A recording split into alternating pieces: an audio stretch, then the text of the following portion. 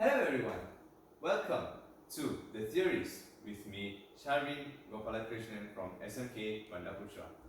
In today's discussion, we're going to be talking about one of the most debatable topics in the world right now. Can you guess what it is? Yup, it's none other than artificial intelligence, or also known as AI.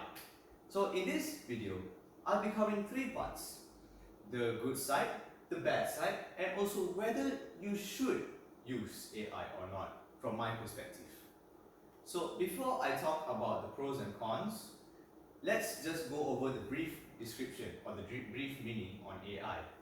So AI is a human simulation where computers are programmed to think, learn, and perform tasks like how a normal human will do.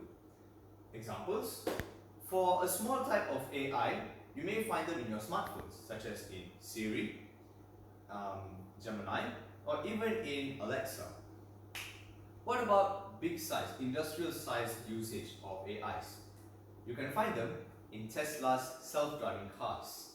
How does Tesla's self-driving cars work, you may ask? So, Tesla has cameras all around their car, and it has a very intelligent microprocessing chip in which it makes decisions on how humans will make, thus making the driving fully self-autonomous, which makes Tesla the #1 self-driving car in the world right now. Alright, enough about definitions.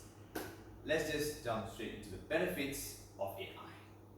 So the first benefit is that AI is sustainable, efficient, and more productive compared to humans.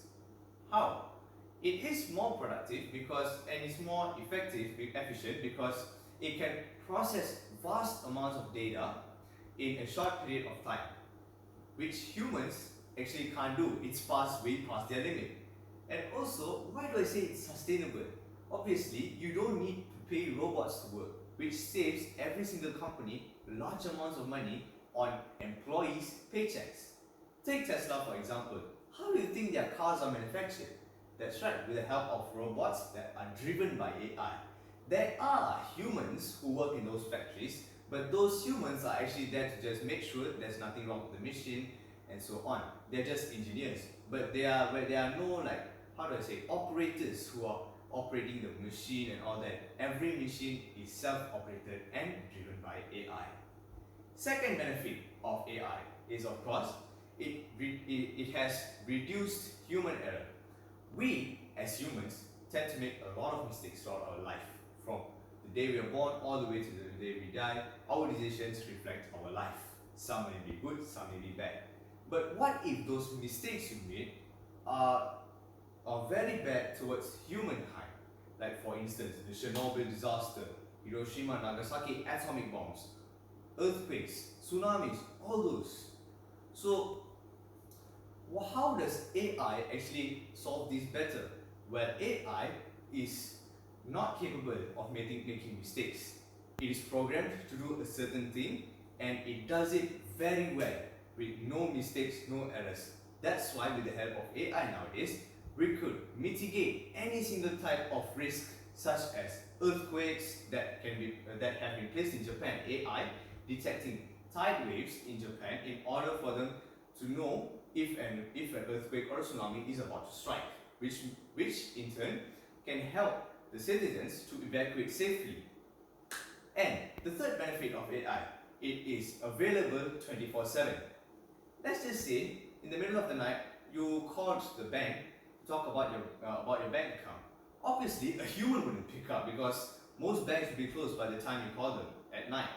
So who might be answering your phone? Obviously, artificial intelligence. There are specific bots that are trained to provide human assistance so that you can access them anytime and anywhere. So, enough with the good side. Let's look on the dark side now. So, one of the main reasons why people don't want AI is because it creates job displacements and affects economic growth. How? As I said earlier, nowadays companies tend to hire robots over humans so that they can cut costs on employee paychecks. Obviously, if you cut money on employee paychecks, less humans are going to be working. And what happens when less humans work? It creates a more jobless society. And what do jobless people normally do?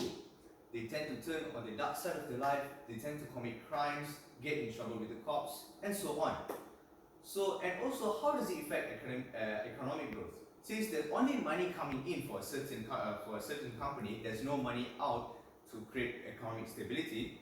We're gonna not long soon, we're gonna be stuck in an economic crisis that can be 100 times worse than what happened in 2000, 2007, and 2008. And second of all, it creates a loss in privacy. How?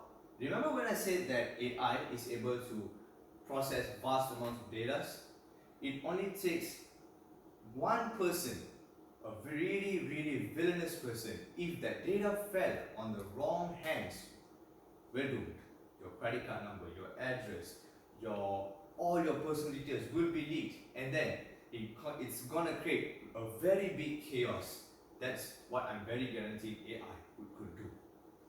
And third, AI lacks of emotional intelligence.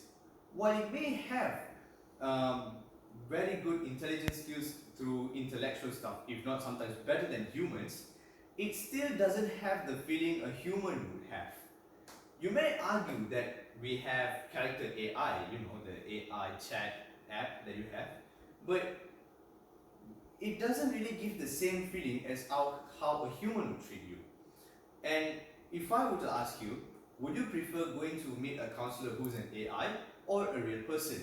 Chances are, most people will say you meet a real person, because an AI doesn't know what a human would go through in the total of their life, but a human knows all the challenges that they face in the real world.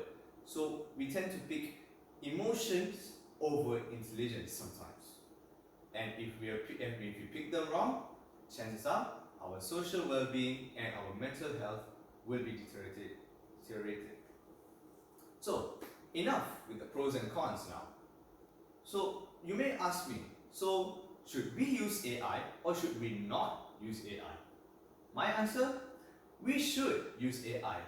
As Robert Kiyosaki said in his book Rich Dad Poor Dad, I rather welcome change rather than dread change, which means he's saying that he'd rather accept whatever change is happening right now, other than instead of just thinking about running away from the change.